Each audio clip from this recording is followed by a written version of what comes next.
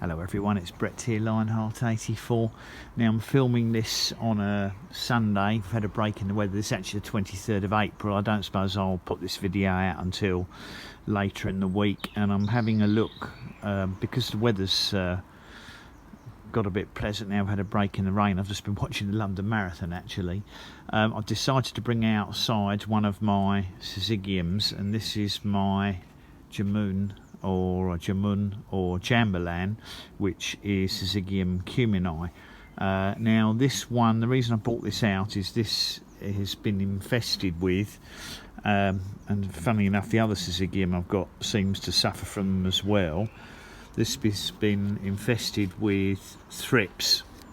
They seem to have a particular affinity for Syzygiums, and you can probably just about see there. I hope you can see the adults and the larvae, which are light green, and of course there'll be eggs there as well. And you can see the sort of discoloration effect. If you leave them for a long period of time, they suck the juices out of the leaves and the leaves start to discolour. But you can see that virtually every leaf has got adults and larvae on.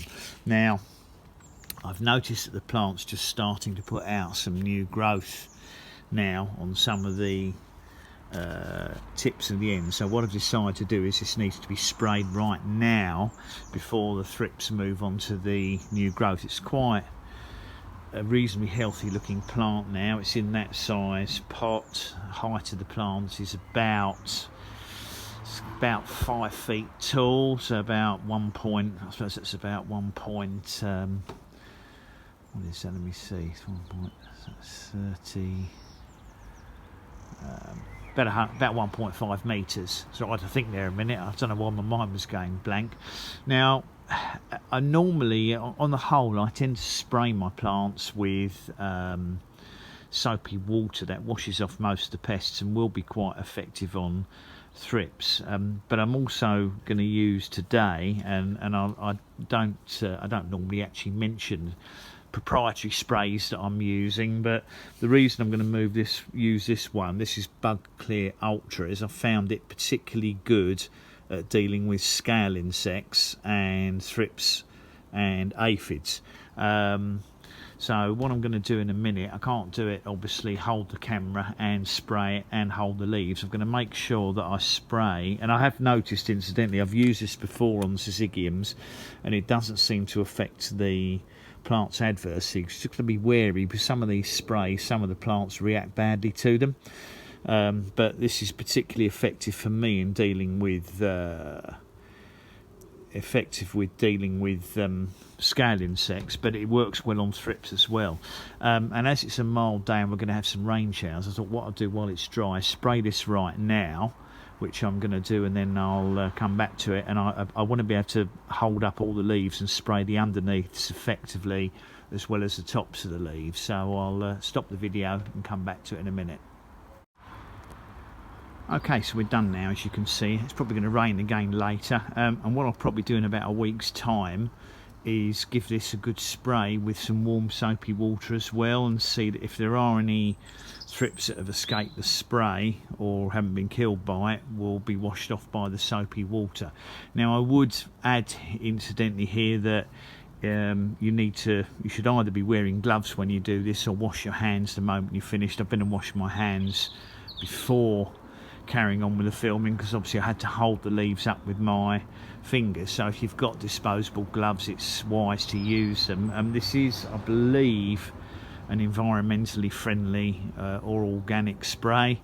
I'm not 100% sure. I try to use, if I do use sprays, try and use ones that are environmentally friendly or organic, and I think most of them probably are now, but that's not you know, not a surefire thing, but I think it is an environmentally friendly spray. But it's certainly one of the few that works for me on scale insects, although this particular plant doesn't have scale insects on it. In fact, I haven't had too many problems with scale this year. There's just 2 or 3 particular types of plant that seem to attract them like the plague. The guavas seem to suffer from them, and to a lesser degree the white sapotes, but I haven't seen any scale on my Jambolan or Jamun yet. That's not to say they won't find it at a later stage, but of course I'm hoping in about a month's time this will be able to come outside, and then you seem to get almost zero pest problems once they're outside. It's not mild enough to risk it yet because we've got a frost forecast for this week, and I really don't want to expose plants like this that I can't replace to temperatures below about sort of 7 or 8 centigrade at night, so about 45, 47, 48 degrees Fahrenheit. That's about the lowest I want to risk these, because you simply can't, although they might take a bit less, if something happened unexpected, the plant can't be replaced in this country now. So thanks for watching. I just thought I'd do a pest treatment video quickly for anyone interested. Please give me a thumbs up. Welcome to share the video, of course. If you think anybody's having various pest problems, especially things like thrips, please subscribe to my channel, and remember to click on the bell if you'd like updates on new videos as they come out. I'll catch up with you all soon. Brett out for now.